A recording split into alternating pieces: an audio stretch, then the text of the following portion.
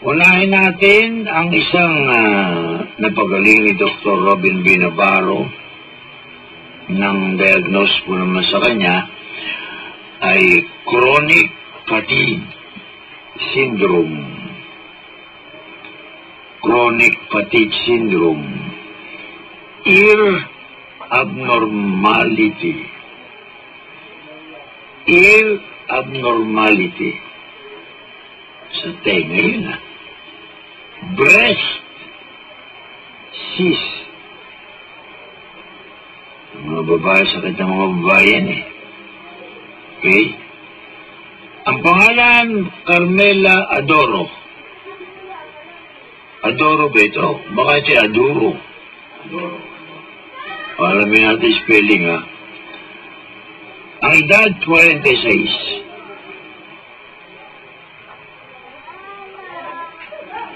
Nasa linya po mga kaibigan si Mrs.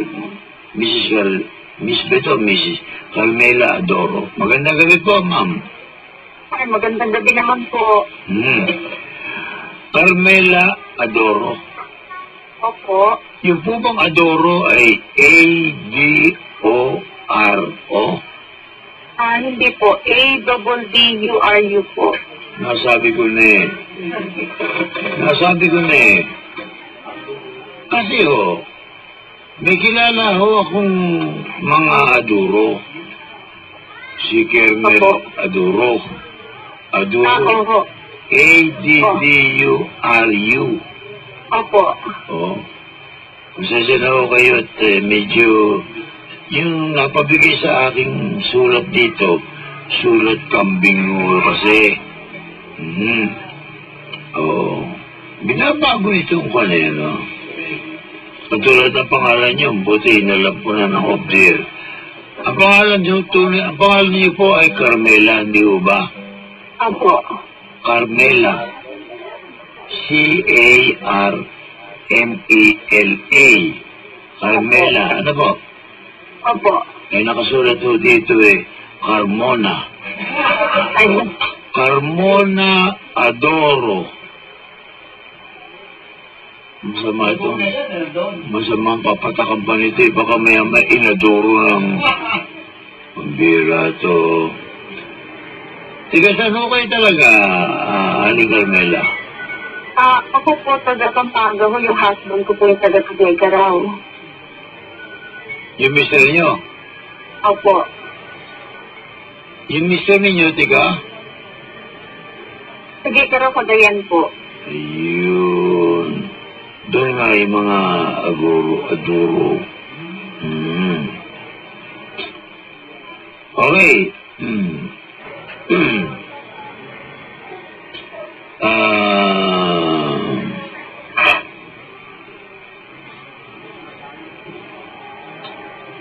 Meron daw kayong chronic fatigue. Kayo na masabi po. Chronic fatigue syndrome. Ano ba yun? Noong 2009 po kasi naka-experience po ako ng hindi ko po makaya yung sarili ko, nahihirapan po akong tumayo. Ang initial diagnosis po sa akin ng isang hospital, hypertension daw po.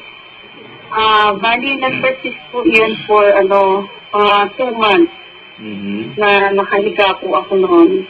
Tapos 2 beses po akong emergency po dun sa hospital na ngayon. Tapos, tinignan po nila kung wala na po silang makita. Except na mababa po yung aking sodium level.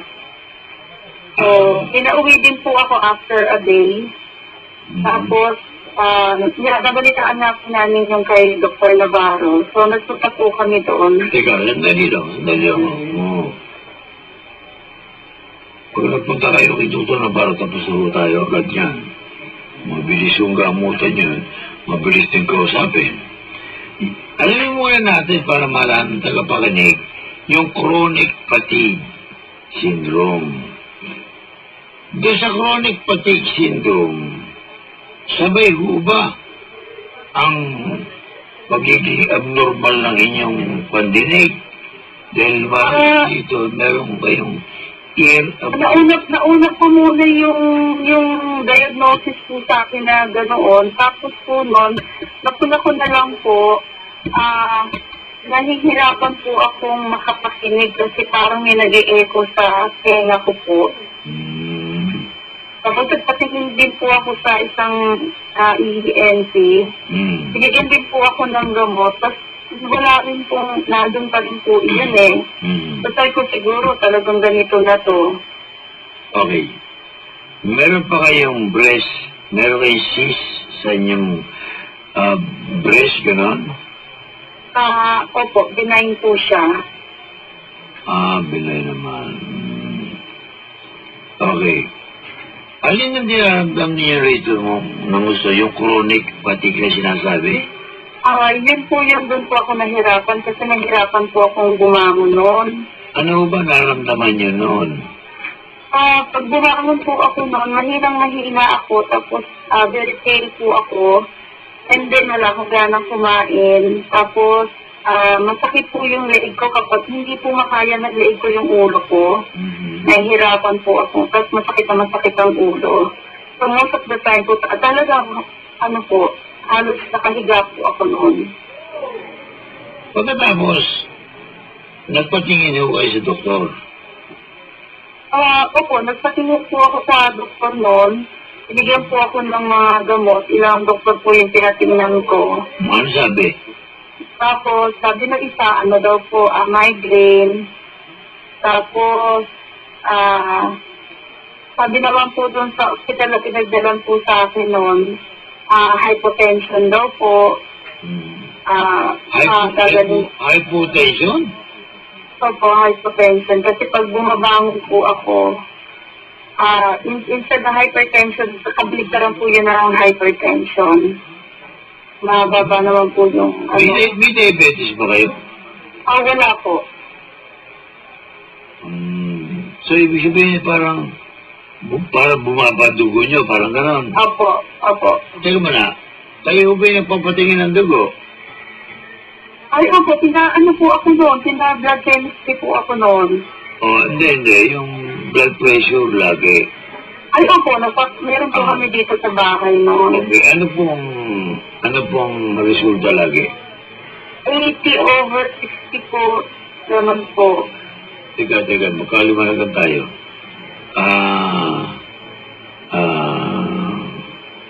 Yung systolic ninyo, 80. Opo. Yung systolic ninyo ay 60 po. 60. Mababa, may kababaan, May kababa. Lagi bang ganon? Nung panahon po na yung ganun po, tapos pag tataas po ng konting-konti, lalo na po pag nakahiga po ako. Hindi kaya dahilan na yung dugo ang pagsisimulan, kaya nakakaganon kayo, di ba?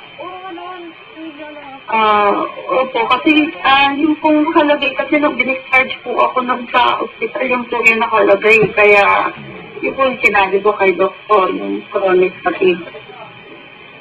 Okay. Alright.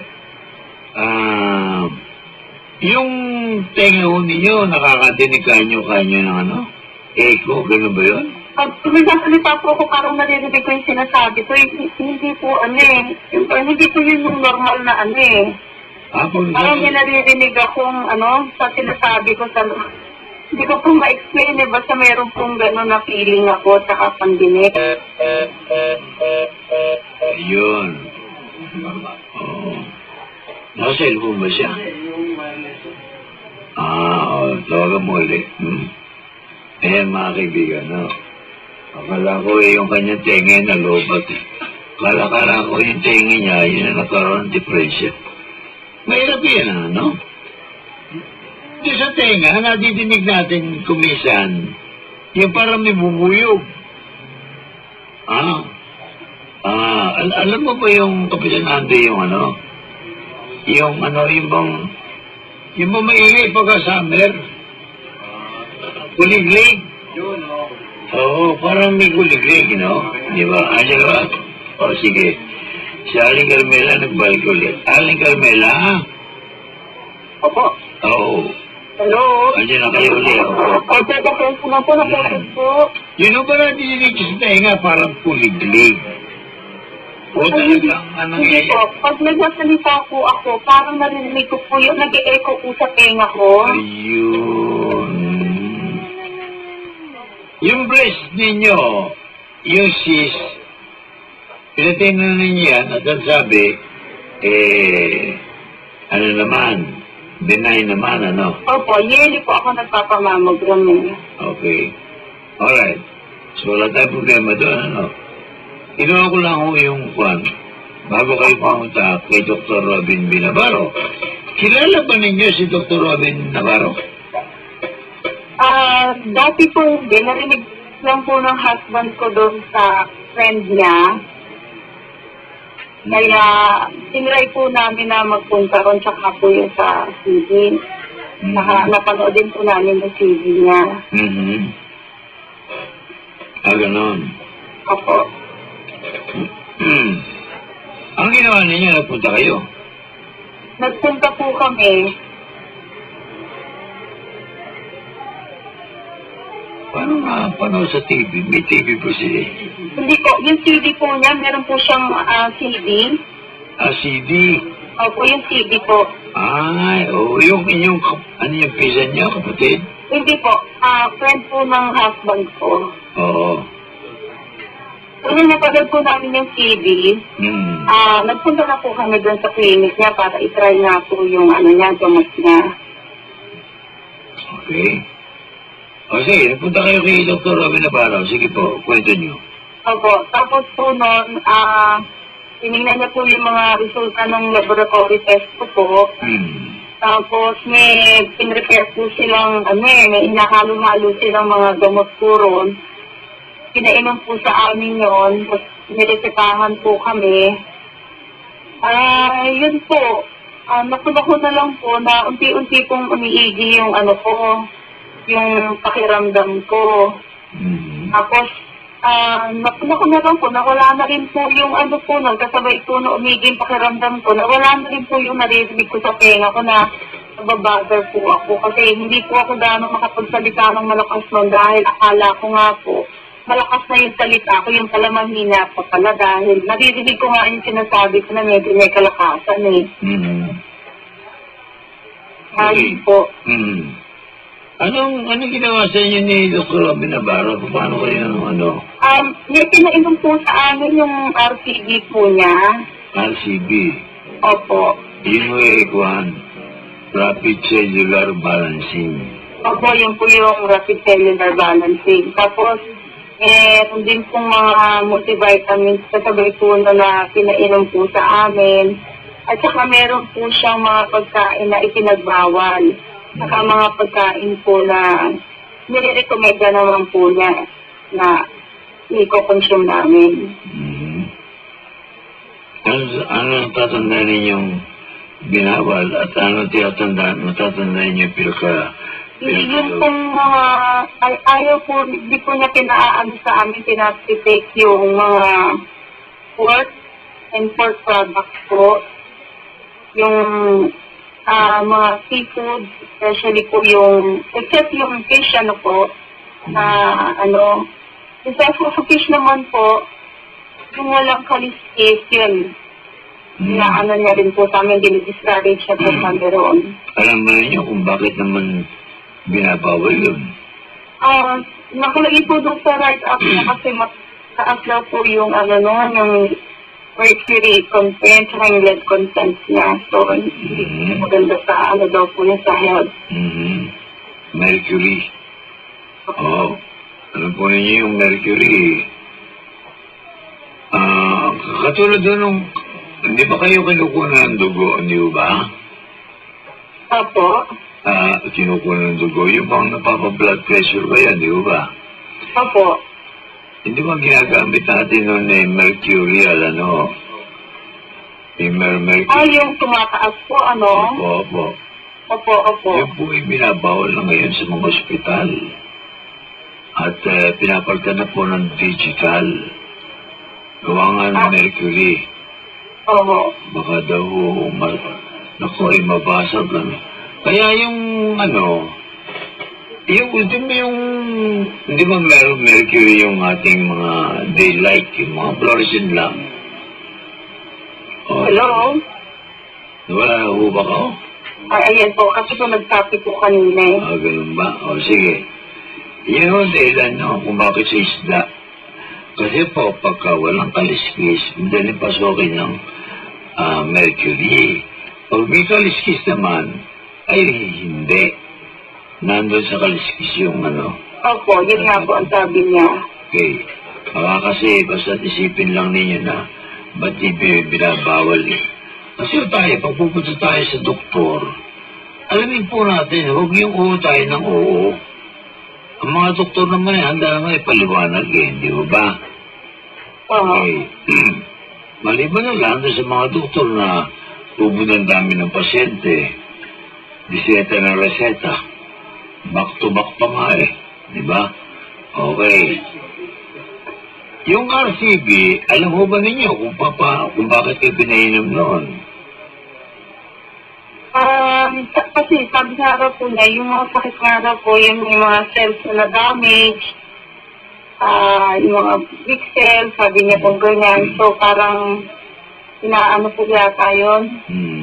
Yun nga po, sa salita nga po, binabalance po niya kasi nagkaroon yata ng imbalance. Tama. Kasi depende ho yun sa sakit ng tao eh. Opo. Hindi ho bigay ng RCB, yung rapid cellular balance kung hindi pinag-aralan niya kung ano talaga ang karamdaman ng tao. Kaya tinitimpla nga po nila yun. Depende yun sa sakit ng tao. Yan, hinintay ko sa inyo. Hindi yun nagtitimplay ng basta, itong timplay ito, sige, bigay na kahit na kasino, kanino yan. Hindi ho ganon. Opo. Depende ho sa sakit ng tao. Halimbawa, stroke. Iba ho yung gagawin niyang formula para sa stroke. Halimbawa, heart attack. Iba naman ang gagamitin niya. Halimbawa, nakita niya inyo siguro, yung chronic fatigue yung ganyan na, Ay, teka nga pala, may maitanong ako sa inyo. Umayos ho ba kayo nung pagkagaling nyo kay Dr. Robin Avalos? Kasi may mga 1 week na observation yan di ba? 1 week po, saka usually po yung RCB po niya good for 2 weeks po yun eh. Okay. Bali, yung first napunta ko po sa kanya, napunta ko po na unti-unti kong umiigi yung pakiramdam ko. Tapos, nung sabi ko sa akin, after maubos ko na po yung first step ng RCB, pabalik pa raw po ulit ako. So, bumalik po ulit ako sa kanya. Tapos, binigyan na naman, nagtimpla na naman po siya. Kinumusta niya po muna yung nararamdaman ko. Tapos, nagtimpla po ulit siya. Tapos, noon, yun po, tuloy-tuloy na pong gumanda yung pakiramdam ko noon. Teka, may tanong pa ako isa. Kumusta naman ho yung inyong problema sa tenga? Ayun na po, napunta ko na lang po, wala na po eh. Nawala na rin yun? Nawala na rin po yung nare-reklamo ko po kay doktor. Nawala na po yun. Aba, yung echo, nawala na yung echo? Opo, nawala po. Baka naman sa ilong ninyo natitinig na yun. Hindi kayo lumipat yung echo. Hindi ko po alam, basta nagpagiging po ako sa dalawang EEFT, sinilip po yun sa tinga ko eh. Wala na raw. Hindi po, bago po kay doktor. Tapos, so, napuna ko na lang po nung magaling na po ako no, nawala na po yung naririnig ko. Okay. Ito naman sarili kong katanungan. Opo. Kayo ba'y pinakain ng itlog? Ay, opo. Wala ko hindi. Sabihin ko, unfair. Kami pinakain ng itlog. Lobat na naman. Sige. Okay. Alright, mga kaibigan, no? Maganda na Maganda na At susunod ko sana itong isa Okay na? Sige. Anyway, nasa concluding part na kami. Ali Carmela, Opo. medyo okay na po yan, no? At least, maganda naman pala resulta. Okay, kayo ba hindi ba kayo pinainom ng gatas at pinalalagyan ng honey? Opo, ganun din po. Yan din po yung pinainom sa amin. Oo nga baka kami lamang yun Ay, hindi po. Baka ako, wala naman kami kasalanan sa kanya. Baka naman At saka po yung butter po yung pinapagamit na pang Opo. okay. Yung butter na fresh, ha? Opo. Oo. Teka muna, meron pang isa. Atin natin lang to, ho. Kayo ba pinakakain niya ng bulalo? Ano po? Bulalo. Ay, opo, yung bulalo. Buti naman. Marami na pong may bulalo dito sa amin. Kala ko kami lang Oo. Hindi pala unfair. Hindi pala unfair. Very generous pala. Okay, thank you very much. Sige po, alam ko naman po. Aling Carmela, Opo.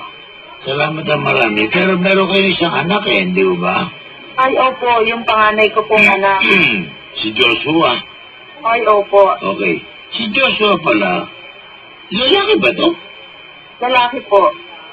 23 years old. Pero bakit gout? At arthritis ang depression niya. Gout? Nandiyan ba siya? Opo. Ando dito po siya. Sandali lang po, sir. Pwede makausap sandali. Hello?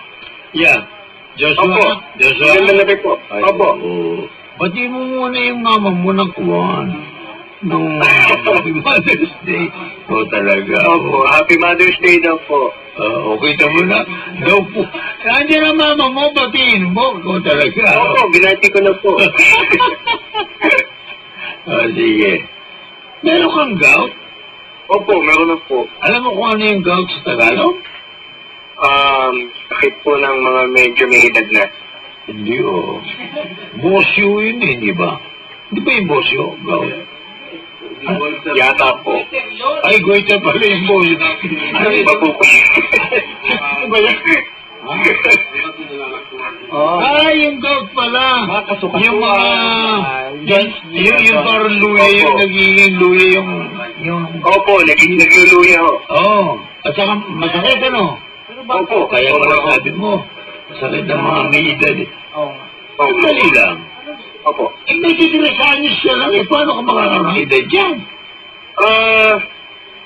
Hindi ko po alam basta bigla na lang siyang umatake. Ano ba nangyari sa'yo? Napasobra ho yata yung kain ko ng sardinas, ng mga bawal na pagkain, mga high in urine. Urine o Urine po. Hindi po urine. Urine po. Ha? Urine.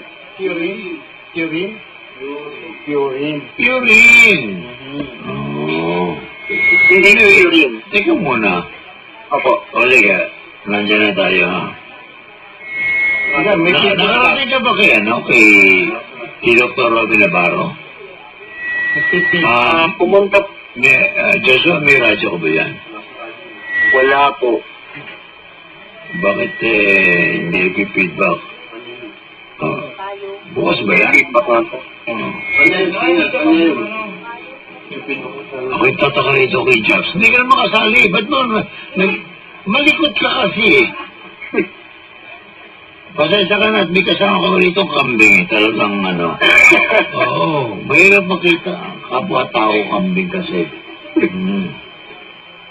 Sige. Okay. Nagpunta ka na kay Dr. Robin Navarro? Opo, nagpunta po ako. Yung sinasabi mo, medyo matindi. Una, batang-bata ka pa. Opo. Tsaka, ko na, doon sa mga sinasabi mo, sardinas, yung mukha naman hindi binabawal din. Mukhang hindi naman binabawal din. Dahil kasi, kalimitan doon sa mga may arthritis, yung mga may butura, mga okra, mga sitaw, Bawal ba manema? Hindi lang, sa kanya okay lang eh. Anyway, Opo, ayos opo. okay. Nagpunta ka kay Dr. Robin Navarro? Opo. Okay. Sinabi mo yung pangyayari sa sarili mo at Opo. nakita niya, nag-dispose mo na ba mga daliri mo? Hindi naman.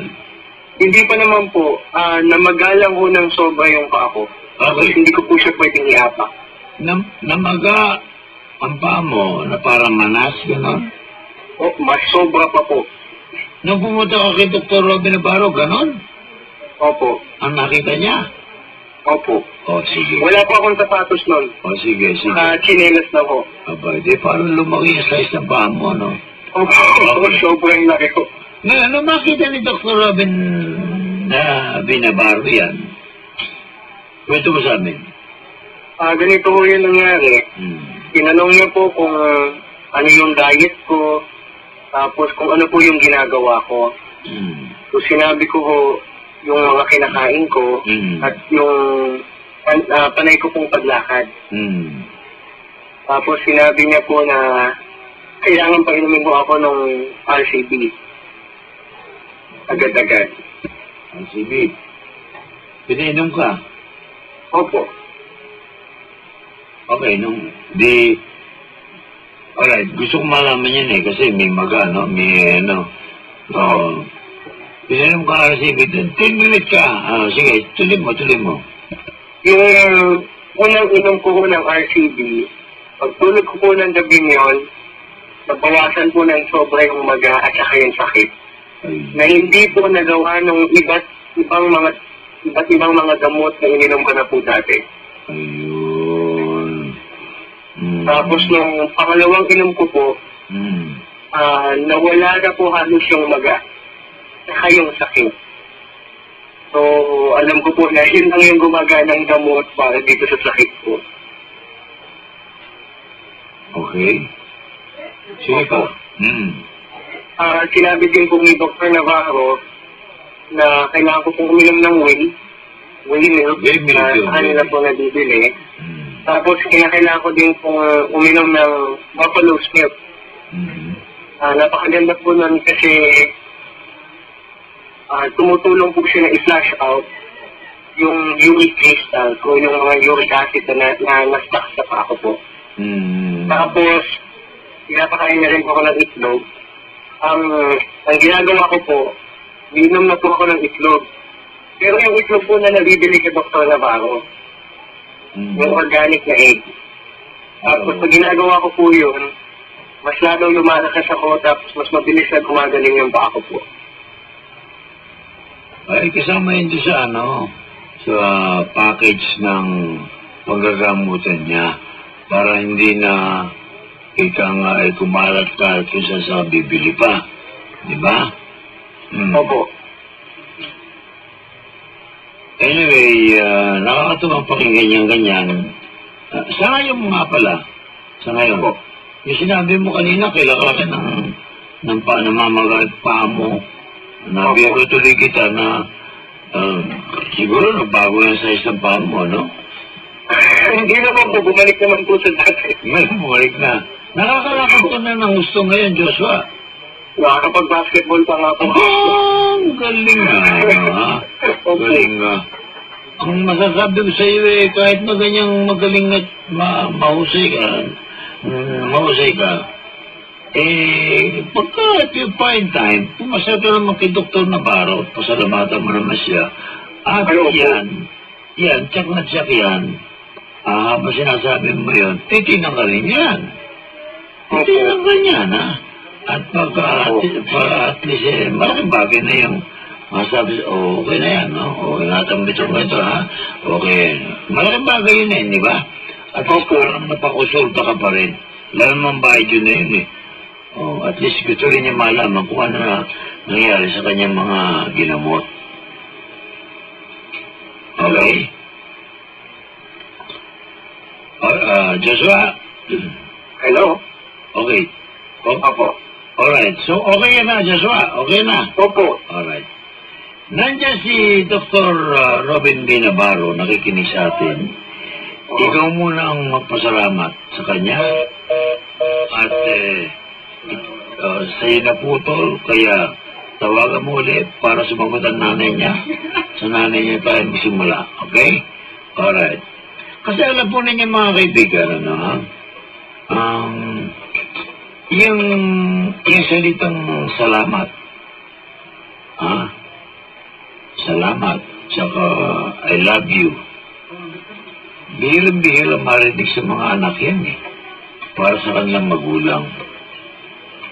Pero pagka yan ang natinig sa kanyang magulang, hindi nyo alam na iba yung pagmamahal ang ginagawa. O, nandito na po. Sino nandito? Si Joshua. Joshua! Opo. Okay. Nandiyan si Dr. Robin Binabarot nakikinig. Ano masasabi mo? Maraming salamat po, Dr. Navarro. Kasi kung hindi po kayo in-inspire ng Diyos, wala na pong gamot na pwede mapagaling po dito sa mga sakit na natatamo ng mga tao na hindi basta-bastang nawawala gamit ang mga ordinaryong gamot.